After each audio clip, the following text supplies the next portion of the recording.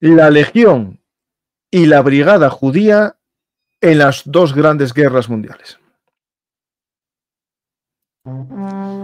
Armas, batallas y hombres que cambiaron el curso de la historia. Esto y mucho más en Bellum Artis Historia Militar. Hola a todos, bienvenidos a Bellum Artis Historia Militar. Hoy viajamos al otro extremo del Mediterráneo con nuestro amigo Pablo Cuevas, con el que ya viajamos a Gibraltar, viajamos a España en las dos guerras mundiales y hoy vamos a visitar el otro extremo del Mediterráneo para conocer el papel de los judíos en el ejército británico en las dos guerras. Hola Pablo, ¿qué tal? Muy buenas, ¿qué tal? Aquí estamos ajustando las ventanitas para vernos mejor. Pues vamos a tratar un tema muy interesante y no muy conocido, que es el papel de soldados judíos, pero especialmente de los que estarían en la zona de Oriente Medio, Oriente Próximo, en las dos guerras mundiales, ¿no? Sí, bueno, en realidad, digamos, hasta cierto punto, de todos los judíos, quitando quizás los africanos. Porque realmente llegó a haber, sobre todo durante la Gran Guerra, la Primera Guerra Mundial, pues hubo judíos americanos en unidades bajo mandato británico, y luego ya en la Segunda Guerra Mundial no, eran casi todos judíos europeos y ya judíos asentados en Palestina, en lo que era el mandato británico. Pero realmente, o sea, quitando judíos, digamos, de origen francés, vamos a ponerlo, de nacionalidad francesa o de las colonias francesas, prácticamente de todo el resto del mundo sí que estuvieron luchando tanto en la Primera como en la Segunda Guerra Mundial en unidades propias. Luego, aparte, claro, cada uno había judíos ciudadanos de todas partes, de todos los países del mundo prácticamente, con lo cual, pues la mayoría de los judíos pues combatieron, sobre todo en la Primera Guerra Mundial, dentro de sus ejércitos nacionales. O sea, no había en estos momentos ya no había ninguna segregación, me refiero a los judíos que vivían en el Imperio Austriaco, pues combatieron en el Imperio con las unidades del Imperio Austrohúngaro, y la mayoría, que podían ser tanto austriacos como húngaros, como de cualquier otro exacto, o eslovenos o croatas, etcétera, etcétera, porque realmente hablaban esos idiomas o tal. Los judíos griegos, pues con el ejército griego, etcétera, etcétera.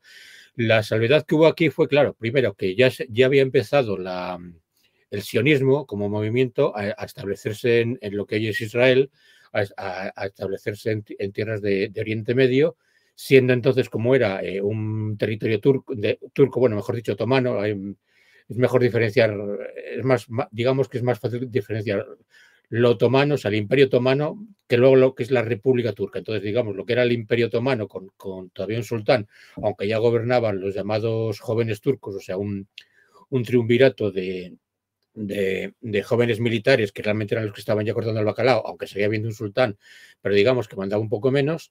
Pues cuando empieza la Guerra Mundial, digamos, la primera gran discusión que hay dentro del mundo del sionismo, no digo que no abarca todo el judaísmo tampoco, ni a todos los judíos, por cierto, ni entonces ni ahora, era pues nos quedamos neutrales, apoyamos a un grupo, apoyamos al otro, porque claro, las tierras donde se querían sentar pertenecían al Imperio Otomano. Pero por otro lado, pues digamos, el gran impulso del sionismo venía de Occidente, o sea, venía de los judíos europeos y europeos de Europa, digamos, de Europa Occidental. De Europa Oriental, pues tenía mucho menos movimiento, y luego los judíos de América, pues todo esto del sionismo, pues digamos, les pillaba muy, muy, muy lejos. No veían esa necesidad que sí veían los judíos europeos de asentarse, de buscar un... De hecho, el sionismo surge en la Europa Oriental, pero es muy apoyada por los, digamos, judíos de Londres, ¿no? Que tienen... Exacto, sí, claro.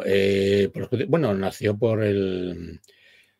Sí, toda Europa, digamos, o sea, el gran nacionalista, el gran fundador del sionismo era alemán, y de hecho en estos primeros momentos el movimiento, el mayor número de los judíos que tienen, digamos, más, aparte era eso, claro, precisamente, los judíos que tienen más voz dentro del sionismo son también alemanes, con lo cual, digamos, claro, lo de ponerse a combatir, lo que pasó al final, digamos, pues era algo pues un poco contra natura, porque realmente los judíos alemanes, que aunque fueran sionistas, pues seguían teniendo su cultura alemana y eran de los judíos más ricos y más laicos también, pero también los más integrados dentro de la sociedad alemana. Es que esto es lo bueno que tiene la historia, o sea, digamos, es que tenemos que olvidarnos hay que olvidar muchas veces lo que sabemos para darnos cuenta de lo que era la realidad entonces, porque claro, estamos hablando durante el año 14, el año 15, el año 16, había mucho antijudaísmo y mucho iba a decir antisionismo, no, todavía porque eran antisemitismo, exacto, antisemitismo, que aparte se inventó la palabra antisemita en estos momentos para no decir antijudíos, en fin, bueno, no vamos a... pero vamos, que en estos momentos, pues eso, digamos, no estaba tan claro que había que luchar a favor de un bando ni de otro y tampoco lo de luchar a favor precisamente de las potencias aliadas cuando el territorio donde se estaban asentando los sionistas pertenecía al Imperio Otomano. Con el Imperio Otomano más o menos, bueno, les estaba permitiendo asentarse, ya era bastante, porque claro, eran los otomanos, no era, o sea, mandaban la élite turca, no mandaban los musulmanes de origen árabe o los pocos cristianos que había por allí, etcétera, etcétera, sino que sobre todo, y aparte pues eso, que los judíos de todo el Imperio Austrohúngaro, que no tenía mucho poder político, pero vamos, sobre todo sí había muchos judíos de origen alemán o que vivían en el Segundo Reich alemán, que sí tenían mucha importancia dentro del movimiento sionista y que, claro, eso de decir que van a combatir a su antigua patria cuando además no les ha hecho nada, entre comillas, o sea, no había ningún motivo, pues no tenía mucho sentido. ¿Qué pasa? Bueno, claro, también hay muchos judíos, aunque numéricamente no, pero por influencia quizás sí. Hay judíos en el Reino Unido, o sea, hay una minoría mucho menos que en Alemania, pero bueno, pues dentro de lo que cabe están también completamente emancipados, están completamente integrados. En estos momentos eran sobre todo sefardíes, o sea, eran los sefardíes que llevaban más tiempo en la isla de Gran Bretaña, eran, digamos, los que partían más del bacalao respecto a los askenazíes, mientras que los askenazíes eran los más abundantes y los que más poder tenían, digamos, dentro de Alemania y de Europa Oriental. Y luego, aparte, pues claro, estaban los sefardíes, digamos, del norte de África, pues sobre todo eran ciudadanos franceses, estaban integrando bastante bien.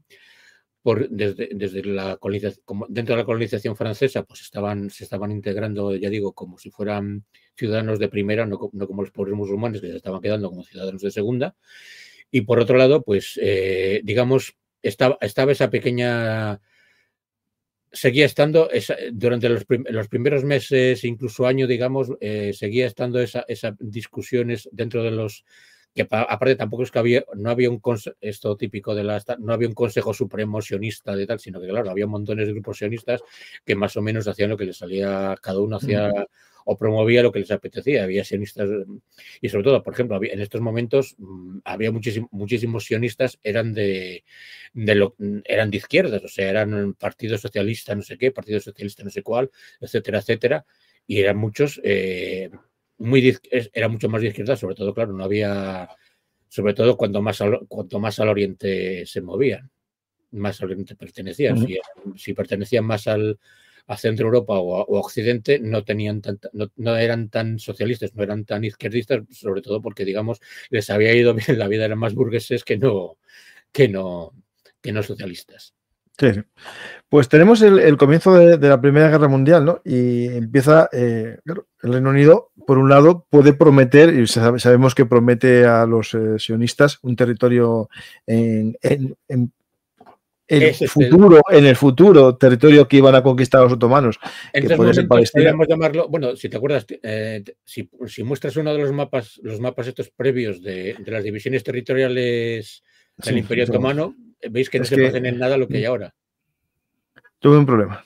Ah, vale. Por algo, esos mapas no me los descargo. Vaya por Dios. A ver si me lo hace ahora. Ahora sí. Me descargó las fotos. Pero que las divisiones, así puedes hacer zoom sobre la zona de lo que después fue Transjordania también, que de entrada no era tampoco su Era Beirut y Dimans.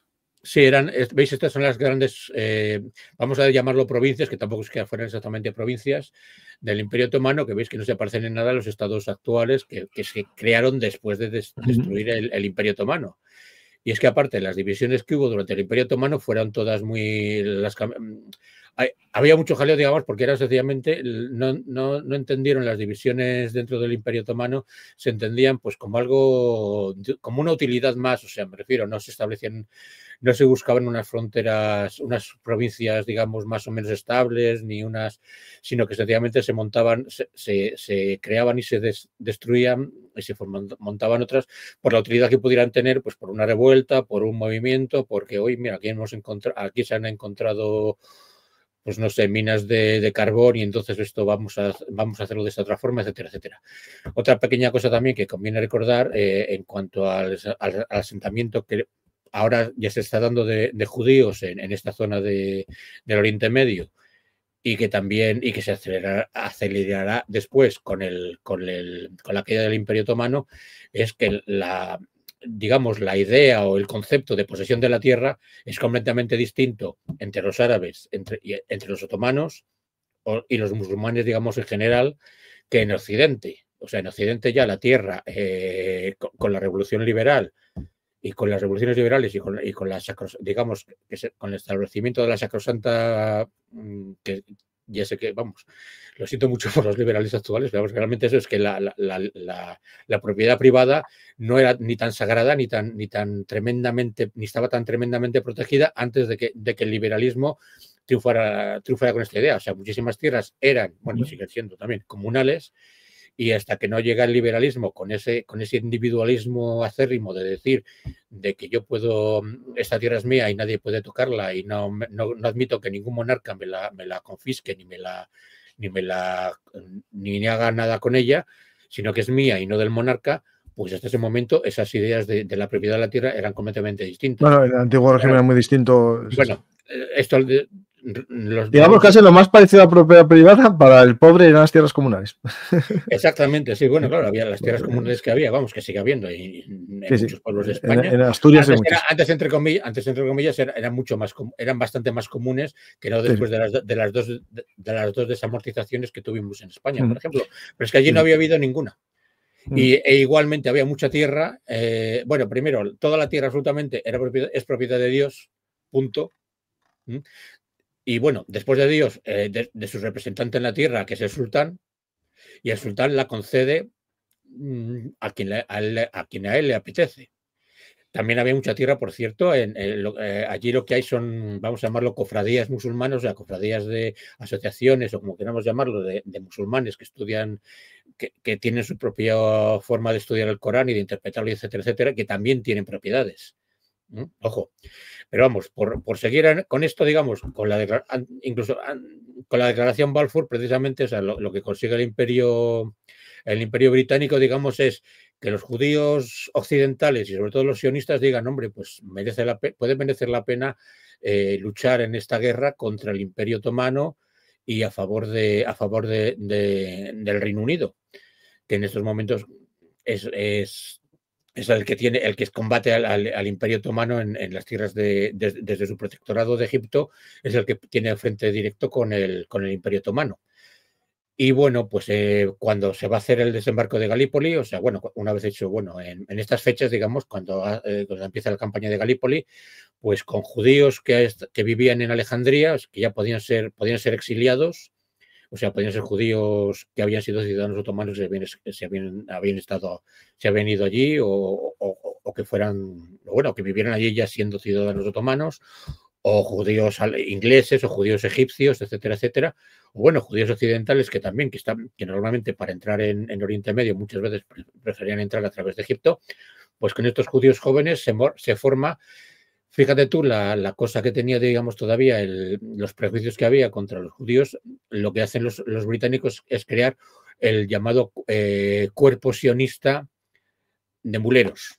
O sea, mulas de Sion. En inglés sí. En inglés suena Sion Mule Corps, vamos, tampoco suena, pero en fin. Que es un grupo de eso, sencillamente es un grupo de logística, de llevar los mulos con mulos llevar desde los barcos que desembarcan las tropas en Galípoli desde las playas hasta las trincheras, de llevar hasta allí los suministros. Ojo, que no es un grupo no les dan, o sea, es eso, es que no les dan la posibilidad de ser una unidad de combate que combata de verdad, pero también al mismo tiempo no es tampoco un puesto, digamos, de retaguardia, porque realmente el peligro que corres llevando un mulo lleno de explosivos de la retaguardia hasta el frente y ir y volver, pues no es tampoco, no tiene también bastante riesgos, o sea, no es tampoco tan fácil. Y bueno, este cuerpo, que fueron unos 562, bueno, hubo unos 650 voluntarios, se admitieron a 562, y de estos 562 hubo 13 muertos, o sea, no fue un paseo por la playa, y también se concedió una medalla. Pero bueno, digamos, cuando lo de Galípoli se desmonta, el 10, vamos, en el 1916, pues regresan a Alejandría, la gran base principal es donde se retira los que han desembarcado allí, bueno, habían salido y vuelven a Alejandría, en Egipto, que os recuerdo era un protectorado inglés, y el cuerpo de muleros pues se disuelve en el 26 de mayo de 1916.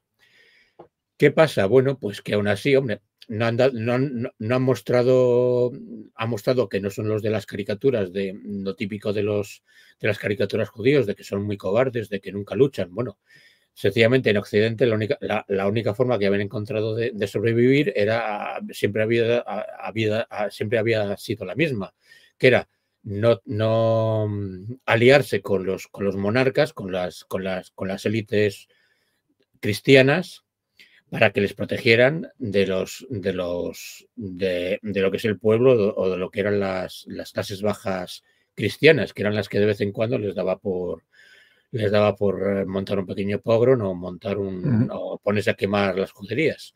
Entonces, en ese aspecto, digamos, la fama, digamos, o los prejuicios que había contra los judíos en cuanto a que eran pérfidos, cobardes y que tenía muchos dobleces y tal y cual, estaba incluso más asentado en Occidente, entre los pueblos occidentales cristianos, que en ocasión entre los orientales, porque en los orientales había un poquito más de cancha, y de hecho, por ejemplo, eso en Occidente, desde antes de la Edad Media, tampoco no había judíos campesinos, o sea, tenían prohibido poseer tierra y cultivarla, mientras que en Oriente, pues según fueron llegando a Polonia y luego de Polonia fueron a Ucrania y entraron por Rusia, en estos países sí fueron agricultores, y sí había pueblos incluso mitad o incluso con mayoría judía, siendo judíos, pues no solamente el prestamista, que era el oficio, digamos, casi medieval, que tenían los oficios que tenían reservados en la Europa medieval occidental, pues eran o médicos o judíos, o médicos o prestamistas o abogados, los pocos abogados que había, mientras que en Oriente pues sí podían ser también había un herrero judío y un herrero cristiano, por ejemplo, o sea, podían hacer todos los demás oficios, incluyendo también tener tierras y cultivarlas. Y en estos momentos, bueno, cuando empieza el sionismo, realmente nunca ha terminado, siempre ha habido judíos en lo que eran los antiguos reinos de Judá y de Israel. Siempre hubo una pequeña minoría judía, no se movió de allí, pero realmente era una minoría judía muy parecido, digamos, o heredera de los que ahora mismo siguen siendo los hasiditas, o sea, los judíos estos ultra mega ortodoxos, que realmente no trabajaban nada, que vivían de las contribuciones que les daban los judíos del resto del mundo para que estudiaran la Torá y para que siguieran estudiando, y mientras seguían residiendo en las tierras sagradas. Pero solamente se dedicaban a eso, no se dedicaban a nada más, no se dedicaban a ningún negocio ni hacían nada más que estudiar la Torá.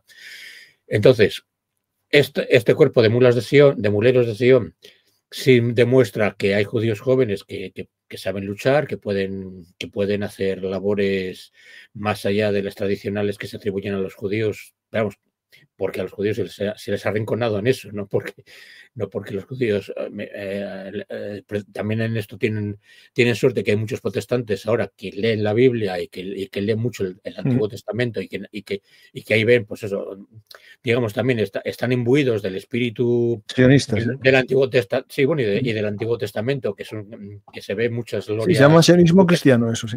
Exacto, sí, bueno, hablaremos después de Wingate, claro.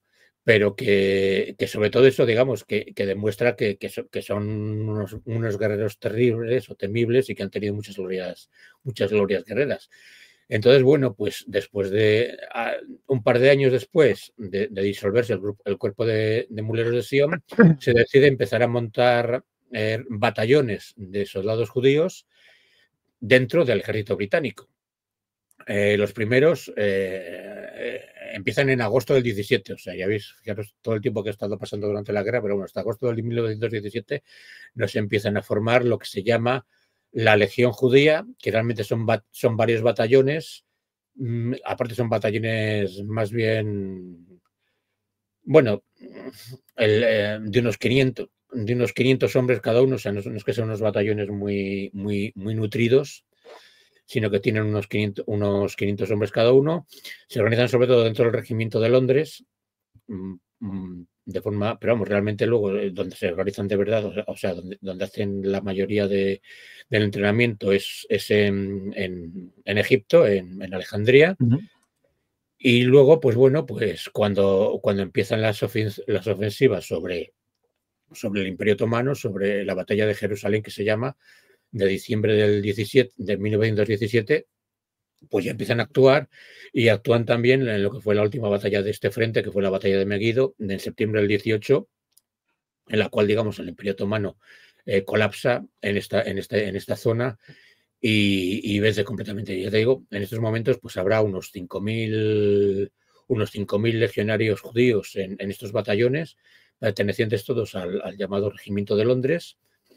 Estos son posteriores. Esto es posterior. Que han luchado en estos meses finales de la Gran Guerra y bueno, pues que sobre todo les ha servido de mucho a los propios judíos, digamos, de ver que sí son capaces de combatir y de luchar, y aparte también, hombre, están recibiendo una formación militar que sencillamente no tienen y tampoco la pueden obtener de ninguna otra forma.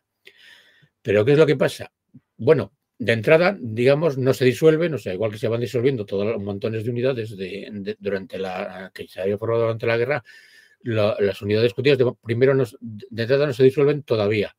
Pero resulta que según hacen la división colonial, Francia, los franceses, ingleses, etcétera, etcétera, pues resulta que el imperio inglés se queda con toda esta zona, con todo lo, digamos, entre comillas, que es Arabia, o donde viven árabes, sí, bueno, donde viven árabes musulmanes, y mientras que los franceses se quedan con lo que se llama Levante, que es la Siria, lo que hoy es Siria y Líbano.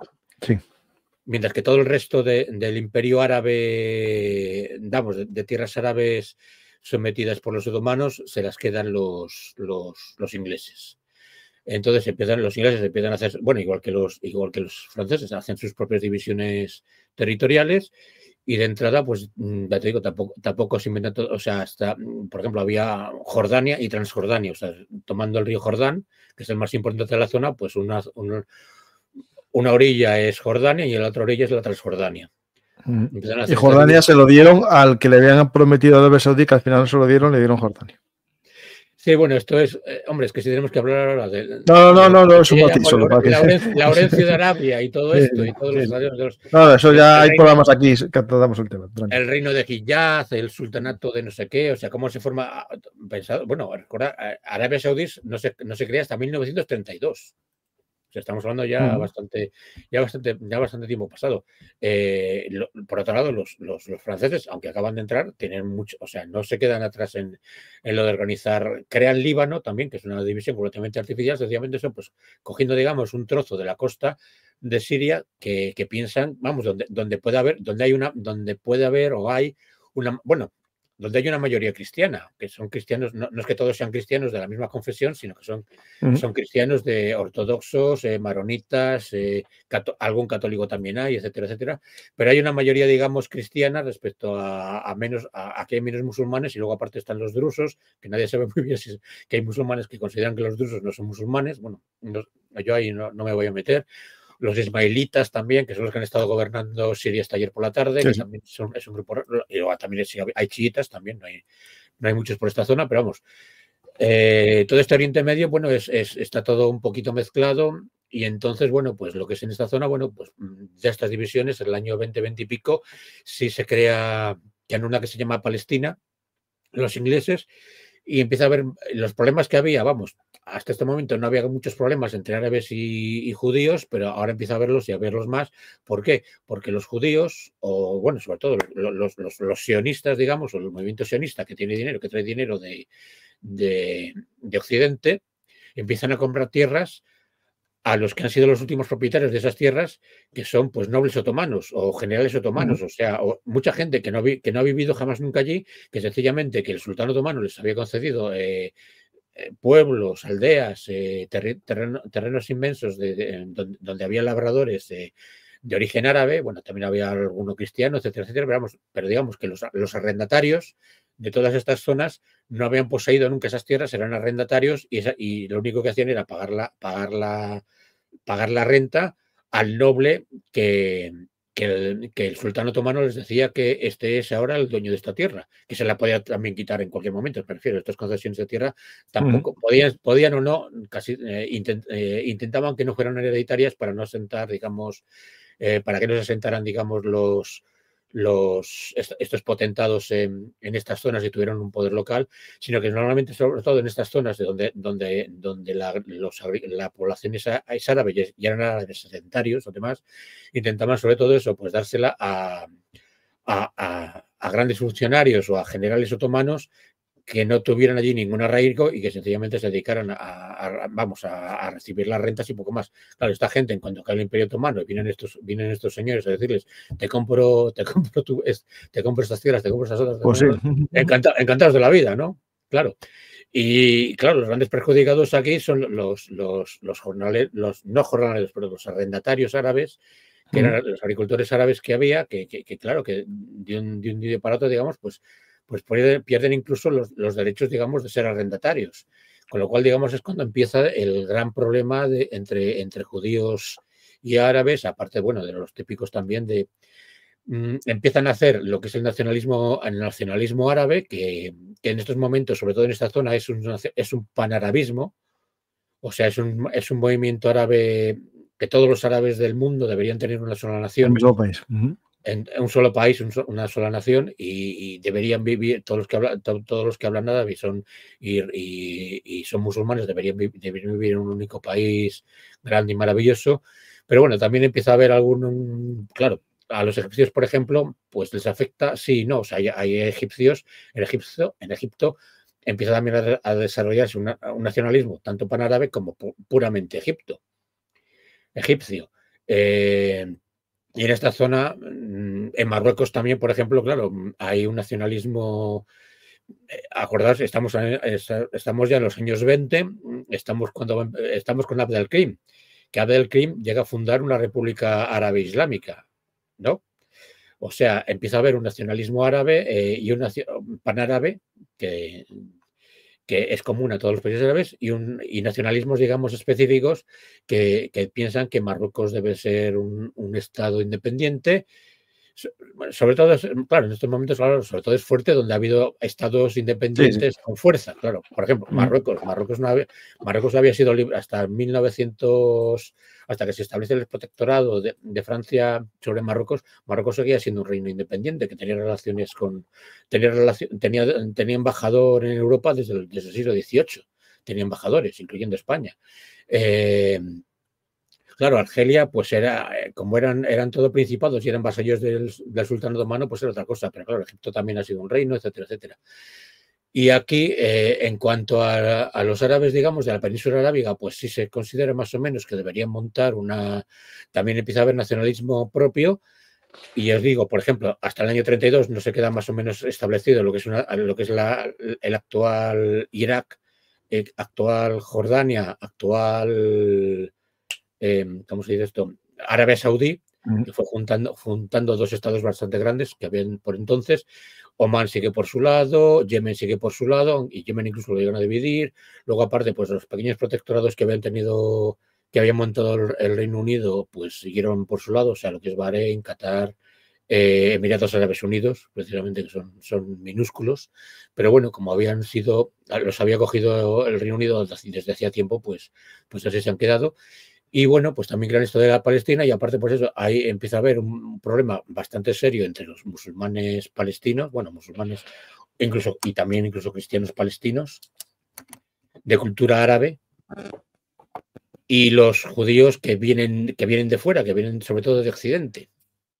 Y claro, que son vistos pues realmente, pues eso, como colonizadores. Entonces, en estos momentos es cuando los ingleses disuelven al final disuelven las unidades los batallones que les quedaban de la legión judía, pero al mismo tiempo, claro, montan unos batallones, compañías más bien, vamos a decirlo, compañías, montan lo que es la policía palestina, que le dan aparte ese nombre de Palestina. Y esta policía palestina es de las fotos que has mostrado aquí justo antes, con esos gorros negros tan curiosos. En esa policía palestina se organiza por compañías. Es una policía, digamos, tipo gendarmería o guardia civil, como queramos llamarlo, una policía armada que patrulla a caballo por estas grandes zonas. Y hay compañías inglesas, estos son. Hay compañías pues ingleses, en esta policía palestina hay musulmanes, hay cristianos, muy pocos porque no hay muchos cristianos en esta zona, hay musulmanes, hay cristianos, hay ingleses y hay judíos. Y resulta sobre todo, claro, muchos judíos veteranos del ejército inglés se alistan en ellas, y aparte muchos sionistas que ven una forma de adquirir experiencia con las armas y de tener una formación militar, se apuntan a esta policía. Y aparte, claro, saben perfectamente, aunque la inmensa mayoría de los mandos de oficiales y suboficiales son ingleses, en todas las compañías, no solo, pero vamos, también en las judías, pues piensan, claro, que desde ahí pueden proteger, y de hecho, bueno, claro, evidentemente lo hacen, protegen bastante más a las comunidades judías, que no sencillamente obedecer la disciplina que les ponen los ingleses. Pero bueno, hay dentro del cabe se mantiene la disciplina, y al mismo tiempo, y se da esta circunstancia entonces de que al mismo tiempo que empieza el terrorismo judío y el terrorismo judío contra intereses ingleses y contra árabes, que hacen atentados y que matan gente y que ponen bombas y que destruyen oleoductos y destruyen lo que pueden destruir. Al mismo tiempo hay policías judíos bajo mando inglés que, bueno, que casi todos son, digamos, de caballería, por eso les han puesto ese gorro tan peculiar, el colpa y esta insignia, que se dedican a patrullar y a intentar mantener la paz en toda la región. Pues tenemos esta... sí. Sí. Y después hay este anuncio también, ¿no? De la policía palestina, ¿no? Sí. También para... Claro, este ya es un poco más de ciudad, ¿no? Sí, bueno, o de gala. Pero que un inglés que ha migrado allí buscándose la vida, buscando un empleo, pues puede apuntarse perfectamente a la policía palestina y tener una carrera como policía allí. Sí, claro. Hasta que empiezan los dos grupos, ¿no? Tanto los árabes como los... Precisamente la necesidad que hubo de crear esta policía fue precisamente porque se empezó a haber mucha violencia árabe de árabes contra judíos, y luego, claro, los judíos también se defendieron. También entonces cuando se crean las dos grandes digamos, versiones o las dos grandes visiones de lo que tiene que ser la defensa judía, lo que es el Haganá y lo que es el Irgun. el Haganá intentan hay que responder, hay que defenderse, porque si no te defiendes, es la lección que hemos visto en Europa y con los cosacos del zar nos van a seguir matando en todas partes. Hay que defenderse, pero también hay que defenderse con prudencia, o sea, con proporcionalidad, porque a fin de cuentas nunca vamos a ser más que los árabes y entonces pues hay que defenderse, pero siempre teniendo en cuenta que en un futuro vamos a seguir siendo vecinos. Sí, de hecho la Haganá es el origen del ejército y el Irgun como que lo dejaron un poco de lado finalmente, sí. Y el Haganá tiene sus orígenes aquí también, en toda esta gente que ha recibido formación militar, que empieza a saber manejar un fusil, que empieza a obedecer órdenes, que empieza a tener un poco de vida militar, a entender lo que es el servicio militar y todo esto, vamos, el servicio como militares. Ya digo, la policía palestina realmente es eso, es el ejemplo de siempre, digamos. Hombre, en España lo podemos entender más por lo que era la Guardia Civil de los años 50 patrullando en los montes y en la pareja con el fusil a la espalda y lo que ha sido la gendarmería o los cuerpos similares a las gendarmerías que ha habido en todo el mundo. O sea, una policía, digamos, estatal que se dedica sobre todo a este tipo de labores de orden público que no están en las ciudades. Pueden estar, esta policía también podía estar en la ciudad, pero claro, la inmensa mayoría de ellos, yo digo, eran policías a caballo que patrullaban a caballo o que intervenían cuando les pedían que había un pogrom estaban atacando una aldea judía, pues o al revés también, vamos, o había algún problema en una aldea árabe, pues acudían allí e intentaban resolver el conflicto, o por lo menos que se mataran menos. Entonces, y luego, bueno, claro, ahora aquí digamos, hay un cambio enorme de todo en todo el mundo judío y menos en el intermedio, pero más todavía en lo que son las comunidades judías y lo que era el sionismo, que el gran impulso que supone que en el año 33 el partido nazi llega al poder en Alemania. O sea, es el regreso. Ya había regresado el antisemitismo en Europa, por cierto. No fue las primeras leyes antisemitas no las proclamó Hitler, son anteriores en Hungría, por ejemplo, y había también alguna en Polonia. O sea, en Polonia hubo números clausus para reservar, para que no, vamos, que los judíos no podían entrar todos. Había un cupo judío para entrar a la universidad, que no podían ocupar todas las plazas de la universidad, aunque fueran más listos y hubieran estudiado más, sino que reservaban un cupo, vamos, que no podían pasar. Sí.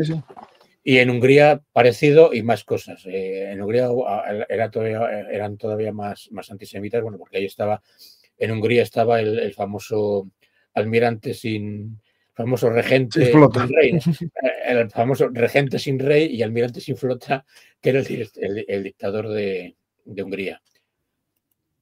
Y bueno, pues en este momento, ante el recrudecimiento del antisemitismo en todo el mundo, sobre todo en Europa y en Europa Oriental y Europa Central, lo que es Alemania, pues empieza a haber empieza a haber, claro, más judíos jóvenes que piensan que la idea sionista a lo mejor no es una tontería, ni una burrada, ni una estupidez, sino que, oye, a lo mejor es más adecuado que nos vayamos allí y montar allí nuestra propia vida. Pero de todas formas, también pasa otra cosa, claro, con la autodefensa judía. Es que los ingleses no están para nada, no tienen ninguna gana de crear ninguna unidad militar judía nueva. Admiten a los que tienen en la policía, pero poco más. Y no piensan en montar, igual que empiezan a entrenar ejércitos árabes y montan lo que se llama la Legión Árabe, que en estos momentos ya está bien entrado los años 40. Es el germen del ejército jordano y es el ejército que tiene el ejército árabe que tiene mayor prestigio de toda la zona. Pues lo último que quiere Chamberlain y el gobierno anterior y los gobiernos anteriores de los conservadores ingleses es crear un cuerpo militar judío, porque los judíos están combatiendo. Claro, es que los judíos son los que están combatiendo a las autoridades coloniales inglesas. Entonces, en estos momentos no tienen ninguna gana de crear estas unidades puramente judías. Sí, sí. ¿Y cuándo se da el paso o esa necesidad de crear una brigada judía?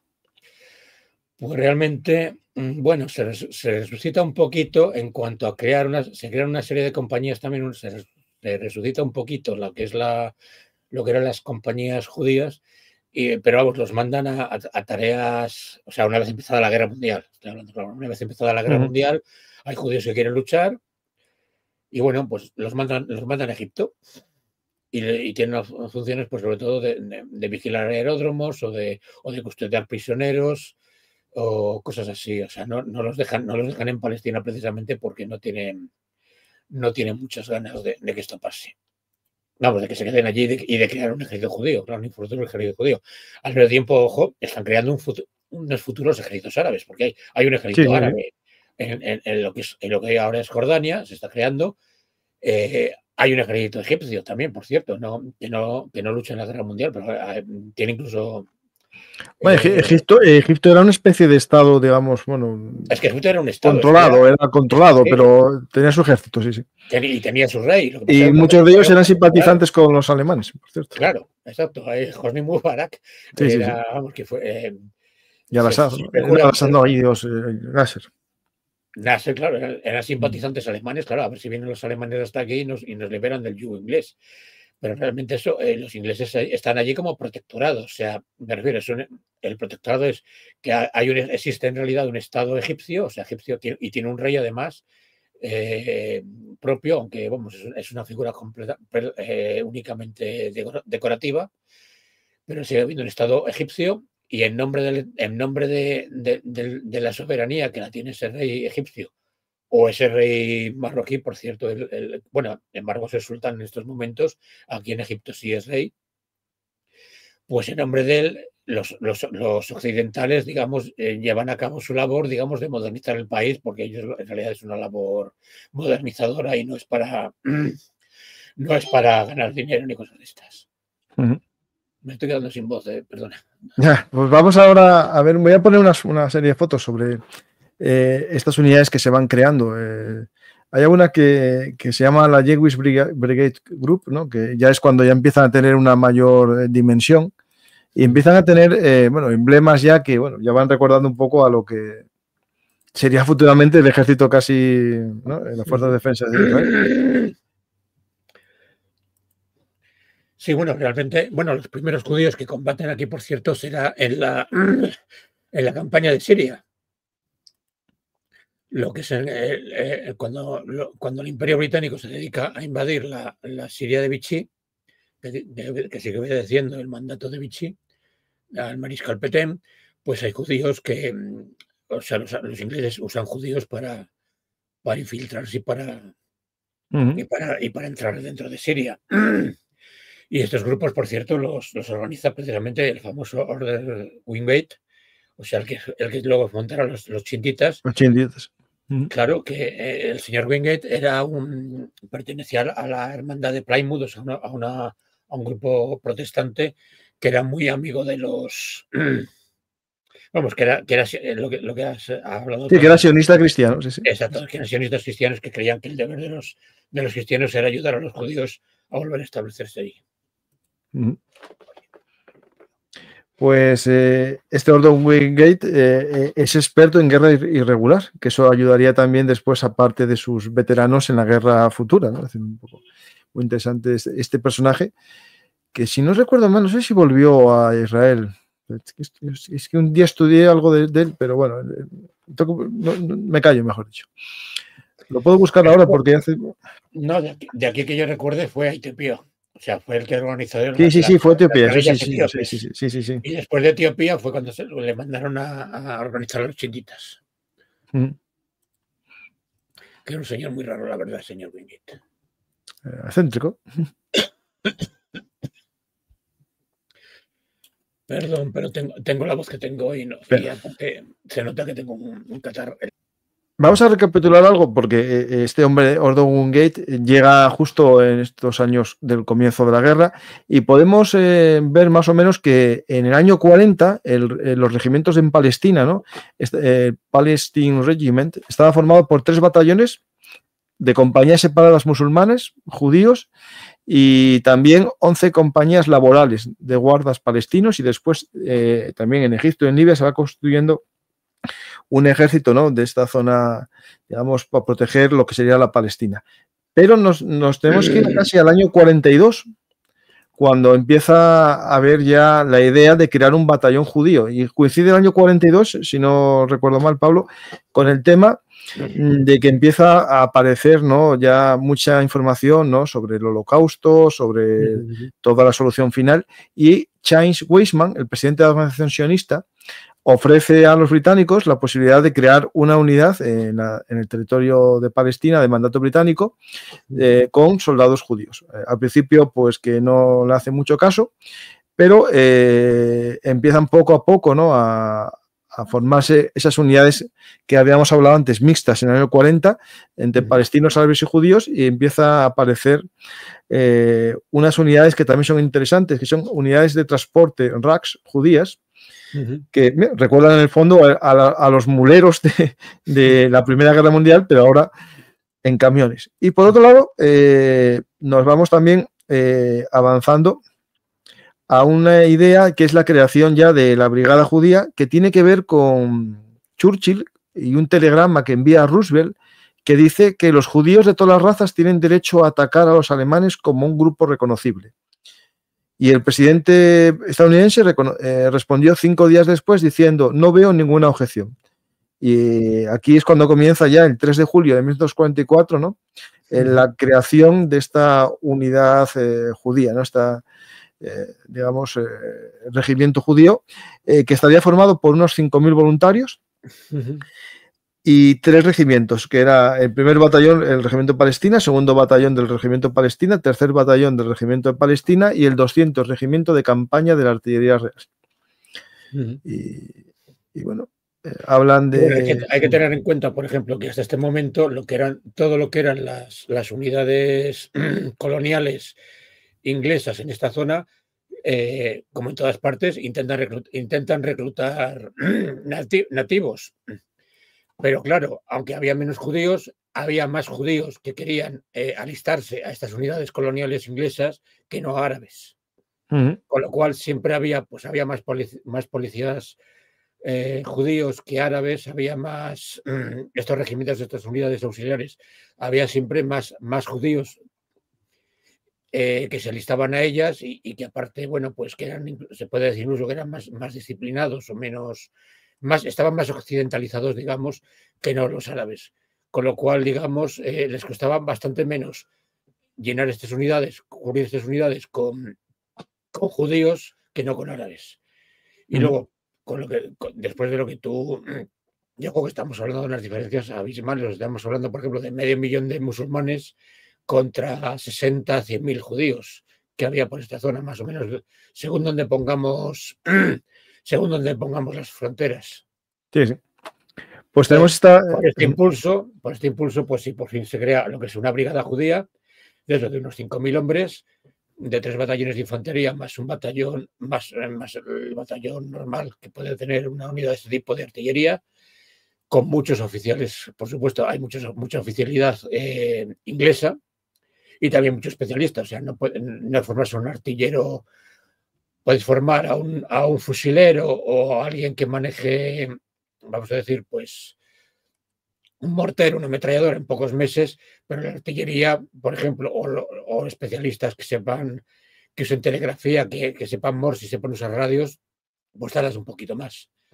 Entonces, bueno, igual que esto pasa igual en todas las unidades coloniales inglesas y de otro tipo. O sea, que los puestos de, entre comillas, clave son todos para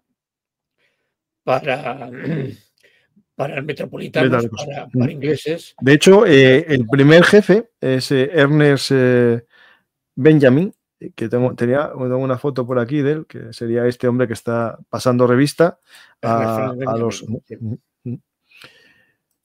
Después tenemos que esta brigada judía participa en la campaña de Italia, ¿no?, bajo el mando del 15º Grupo de Ejércitos. Que es interesante. El general que le manda es un coronel judío, pero inglés, o sea, me refiero, es que en todo el ejército inglés, en estos momentos hay 3 coroneles judíos, no hay más. Bueno, pues eligieron a este como, más que nada por serlo, le pusieron al mando de esta brigada, que no tenía ninguna relación con Palestina, o sea, era un judío inglés de no sé cuántas generaciones. Sí, sí. Y entonces, pues bueno, pues mandan esta brigada judía, la reúnen, digamos, en Egipto, como siempre, de Egipto por Alejandría, va a Tarento, desembarcan en Tarento, en Italia, y siguen en norte hasta Fiuggi, que ya está un poquito ahí más o menos sobre la mitad, ¿no? Y en Fiuggi es donde el invierno del 44-45, donde se hacen, donde digamos se entrenan de verdad, donde reciben toda la formación como infantería, que aparte una peculiaridad de esto es que los mandos que tenían, sobre todo, bueno, lo que era la Haganah infiltrado, que claro, evidentemente las organizaciones judías se han infiltrado dentro de la brigada. Bueno, pues y había muchos que también eran oficiales y otros que no, vamos. Yo os digo, lo que eran los comandantes de los batallones, ni el coronel tampoco, no tenían, eso los ingleses lo tuvieron muy claro, pusieron a comandantes ingleses, o sea, que no tenían nada que ver con Palestina. Ahí no se podían infiltrar. Pero aún así, siendo, hombre, el invierno italiano es un poquito más duro que el palestino, y estuvieron entrenando, siguieron usando el uniforme de verano y no el de invierno durante todo este invierno del año 44 al 45 en Italia, que oye, que en Italia es un poco como, estamos hablando de la parte de la zona. No, sí, los Apeninos. Sí. Sí, ahí, sí. No era la playita palestina que no hace apenas frío. Sí. De hecho, participaron en lo que es la campaña de primavera del 45 y tomaron posiciones en la línea del frente en marzo del 45 a lo largo de la orilla sur del río Senio. Y ahí se enfrentaron a la 42 División Jäger y a la 362 División de Infantería. Y hablan aquí de la mayor hecho de armas, ¿no? Es una incursión con apoyo de tanques de North Irish Horse y también aviones de combate de la Fuerza Aérea Sudafricana.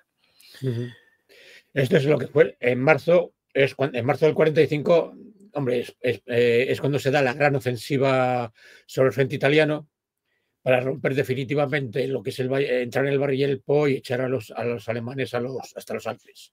Será entonces. Y en esta ofensiva, que es por todo el frente, a partir de ella, ya digo, a partir de que empieza a haber un poco de primavera, en marzo del 45, participar esta unidad, vamos, que ha estado pasando estos meses allí ya en el norte de Italia, y ha estado participando en pequeñas acciones de mano, lo típico que se hace para foguear una nueva unidad, que es que haga reconocimientos, etcétera, en el frente, y ahora participa en esta gran ofensiva y participa con éxito, o sea, consiguen el sector que les han concedido para perforarlo, perforan. Mira, su primera misión es en la Operación Alfonsín, en marzo del 45, y aquí tienen unos combates el 19 de marzo en la que la brigada acabó con la vida de 19 soldados alemanes y 11 prisioneros. Y combatieron después, el 27 de marzo, contra la 4ª División Paracaidista, que ya estamos hablando de unidades de élite, es decir, el combate es un combate duro. Hombre, tampoco vamos a exagerar que una división paracaidista en el año 45 en Italia. Bueno, vale, sí, pero comparado con ellos. Bueno, sí, comparada con la 453 división de Panzerjäger, pues a lo mejor no sí son más de élite. De hecho, después participaron en la captura del Monte Gebio, también donde había de nuevo paracaidistas alemanes, y en la liberación de Bolonia, en abril del 45. Y también construyeron un río en el río Po, es decir, estamos hablando que ya ascendieron toda Italia, es decir, estamos hablando del río Po, ya es un... Sí. De hecho, incluso lo que tenían a la derecha, la ofensiva la llevaban las unidades del ejército cobeligerante italiano, que no, y las unidades que tenían los mismos nombres que las que habían tenido las que habían luchado. Es lo gracioso, no las llamaban divisiones, tuvieron otro tipo de unidades más pequeñas, pero el ejército cobeligerante italiano que atacaba al lado de la brigada judía no consiguió perforar las defensas alemanas, y fueron los judíos los que atacaron de flanco, digamos, y consiguieron romper ese frente por ahí, y no los italianos. Sí, sí. Vamos, por dar otra pequeña anécdota de estos momentos, claro, es que los judíos en estos momentos empiezan a usar una bandera judía y no la inglesa. Sí, ya empieza Entonces el síntoma de lo que va a venir después. Hay un motín, de hecho, porque claro, los oficiales ingleses dicen que aquí el ejército es inglés y tal. Hay un motín, pero bueno, digamos, en un día, digamos, deciden que hay otras cosas por las que vamos a dejarles con su bandera porque es absurdo seguir con esto. Y luego, pues nada, sencillamente eso, combaten, este final lo hacen con muchas unidades polacas, o sea, con el cuerpo polaco de Anders, del cual, por cierto, muchos habían desertado cuando había pasado por Palestina, curioso, y terminan aquí. Terminan en abril. Hay un dato, una frase, mejor dicho, que voy a leer, que es del comandante del 10º Cuerpo Británico, que elogia, ¿no?, a esta brigada judía, diciendo lo siguiente: la brigada judía luchó bien y sus hombres estaban ansiosos por entrar en contacto con el enemigo por cualquier medio disponible. Su trabajo de Estado Mayor, sus órdenes y sus evaluaciones fueron buenos. Si reciben suficiente ayuda, sin duda merecen ser parte de cualquier fuerza de campo. Lo que es interesante es sus ganas, ¿no?, por luchar contra los alemanes. Claro, estamos hablando que aquí ya se sabía, el holocausto era todo conocido. La motivación que tenían para luchar, sobre todo, y aparte de eso, es que casi todos eran, aunque vivían eran gente que había nacido en Europa, y sobre todo en la Polonia actual y en la Alemania actual, con lo cual tenían un espíritu combativo, digamos, pues que no lo tenía nadie más. Y eran todos jóvenes, o sea, no estamos hablando de... Era gente eso que había salido de Europa y hablaba perfectamente alemán o polaco, etcétera, etcétera, y que había salido de Europa pues de niños o de adolescentes. Sí. De aquí, ojo, hubo rumores de que les iban a mandar a Birmania, precisamente por Wingate, pero vamos, finalmente no. Esa ya no es su guerra, ya. Se quedaron. La brigada terminó, pues lo que es en el triangulito, digamos, entre Italia, Eslovenia y Austria, o sea, en esta zona de los Alpes, y se quedó allí de guarnición. Este es el emblema que llevaban en el brazo los miembros de la unidad, que bueno, que es una bandera, no estoy ya visto. Es que tampoco se atrevieron o sea, de entrada pensaron en usarlos como tropas de ocupación, como no. Eran tropas que, a fin de cuentas, llevaban poco tiempo en el frente, entonces no eran de las primeras que había que licenciar a las unidades más veteranas, que llevaban más tiempo combatiendo. Entonces, lo normal es que las unidades más nuevas permanecieran en servicio y sobre todo, bueno, estos que querían, y aparte, bueno, pues había que hacer labores de ocupación en Alemania. Bueno, pues nada más hacer... Digamos que vieron que el comportamiento que iban a tener no iba a ser muy caballeroso y prefirieron que no entraran en Alemania. Antes de entrar en Alemania se tropezaron con un tren de prisioneros alemanes y digamos que hubo unas escenas poco edificantes. Entonces, los ingleses hubo casos de ejecución de algún prisionero que no está bien, pero bueno, se puede entender por las noticias que ya se sabían. Claro, es decir, el ser humano depende de quién leas, porque hay justo, etcétera, etcétera. Pero que realmente aquí los ingleses se dieron cuenta de que no era buena idea utilizar esta brigada en Alemania, ni en Austria tampoco. Y la dejaron justo ahí en la frontera de... ahora no me acuerdo, una localidad de estas, un sanatorio de tuberculosos y una ciudad turística, donde, por cierto, las SS tenían un sanatorio de recuperación de la gente, y estaba justo eso, en el triangulito entre lo que es ahora Eslovenia, Austria e Italia. En esa zona se quedaron allí. Y de hecho, lo que hicieron entonces, también, por cierto, lo típico que vimos en Band of Brothers, en la serie esta de dedicarse a perseguir. Eso, había una unidad que se llamaba Tilhastighesten, que TTG, que significa besa literalmente lame mi trasero. Y era una unidad de exmiembros de la brigada judía encargados de buscar nazis y ayudar a los judíos a salir. Exacto, ahí se dedicaron a eso hasta que fueron del todo desmovilizados. Y realmente, bueno, esta brigada, estos 5.000 hombres, fueron el germen del ejército de Israel, claro.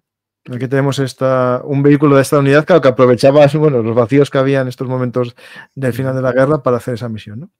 Que bueno, son el origen de esas unidades que después fueron tan famosas, ¿no? Del Mossad de caza nazis, ¿no? Pues esto fue justo, mira, en el 48 ya había esta unidad por ahí dando vueltas y antes también, ¿eh? Claro, también aprovechaban eso, el tener uniforme inglés y el poder ir como soldados ingleses de un ejército que era el que mandaba, el que estaba ocupando en estos momentos Austria y el sur y el norte de Italia. Entonces, todo lo que pudieron, toda la información que pudieron recabar de antiguos SS y de gente que había perseguido a los judíos, pues la usaron todo lo que pudieron mientras estuvieron allí. Y bueno, pues, el Haganah se infiltró bastante, o sea, consiguió bastante infiltración dentro de la brigada, el Irgun algo menos, pero realmente eso aquí fue donde, por ejemplo, los judíos aprendieron una formación que puede parecer una tontería, pero los morteros yo no sé usar un mortero, sino si no haces servicio militar tenéis que empezar de cero, claro. Claro, y incluso si con el servicio militar no todo el mundo sabe usar morteros, no todo el mundo sabe usar ametralladoras, ametralladoras pesadas en tiro parabólico, etcétera, etcétera, tirar granadas, etcétera. O sea, toda la formación militar, todos los veteranos de esta unidad tenían una formación militar que no tenían ningún otro, quitando judíos que hubieran servido en ejércitos nacionales, judíos, etcétera, que también había. La gran experiencia era esta, y aparte también había oficiales, claro, había suboficiales y oficiales. Pues verás, incluso hay fotos con pantalón corto, pero era por eso, porque estaban, o sea, se pasaron el invierno italiano con los uniformes de grano, los pobres. Pues voy a poneros un cartel propagandístico, ¿no? Un poco creo que es de a los 8 años de la independencia, y muestra a un soldado de estas brigadas judías como creador del Estado de Israel, ¿no? Es decir, ahí lo tienes, aquí abajo, que aquí a lo mejor ya luchaba, digamos, dentro del ejército del 48 ya, del nuevo Estado de Israel, pero va vestido a la manera de la guardia, de la brigada judía.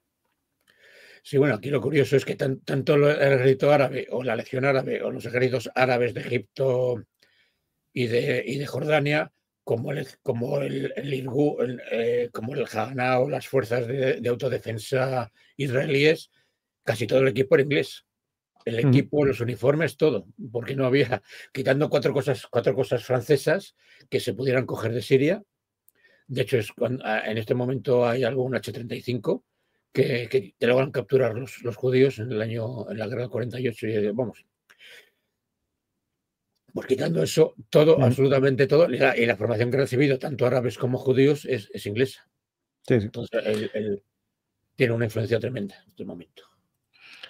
Pues tenemos ya aquí esas dos visiones, ¿no? De lo que sería después la guerra, ¿no? La Haganah, que daría lugar al ejército, y el Irgun, que luchó, pero bueno, no gustaba mucho al nuevo Estado porque era demasiado, digamos, violento y un poco anárquico, ¿no? No obedecía mucho las órdenes de los superiores. Eso es interesante que lo entendamos. Pues Pablo, muchas gracias por este viaje, y el que quiera conocer tus libros, yo siempre, de los que tengo tuyos, este es el último que está en mis manos, Objetivo Invadir España, que hablamos ya hace tiempo de varios temas de este libro, porque no solamente trata de la Segunda Guerra Mundial, sino hay una pequeña introducción de la primera que en un programa que hicimos ampliamos en el tema de Gibraltar mucho, que invito a buscar, que busquen Gibraltar Pablo Cuevas, aquí en Belum Artis. Pues tenemos este libro, Objetivo Invadir España. Pues muchas gracias y perdón por la garganta, pero bueno, son cosas del directo. Sí, eso es normal. El que mucho habla, mucho se cansa. Pues Pablo, muchas gracias, y si quieres decir algo a la gente, que estamos en diferido y nos pueden dejar las preguntas en los comentarios, si quieres decirles algo. Pues nada, si queréis preguntar algo en los comentarios, podré escribir y no tendré esta voz tan cascada. Pues justo. Muchas gracias, Pablo, y gracias a todos los que nos estáis viendo. Espero que os haya gustado el programa, y si queréis dejar una pregunta en los comentarios, ayuda mucho al canal a que más gente vea el programa. Dar a me gusta, recordarlo, comentar, y si sois nuevos, suscribiros a Belum Artis Historia Militar. Y también os recuerdo que hay otro canal, el hermano pequeño, que se llama Belum Artis Actualidad Militar y Geopolítica. Os invito a suscribiros en YouTube, y un saludo a todos los que nos escucháis en podcast, especialmente en iVoox. Gracias a todos y hasta la próxima oportunidad aquí en Ver un Artis Historia Militar. Hola amigos de la Historia Militar. Si os ha gustado este contenido, por favor apoyadnos en iVoox, YouTube o Patreon. Recordad que Ver un Artis es vuestro canal de Historia Militar y trabajamos para daros los mejores contenidos. Muchas gracias a todos y hasta la próxima Historia Hablada. Y no os olvidéis de dar a me gusta y compartir.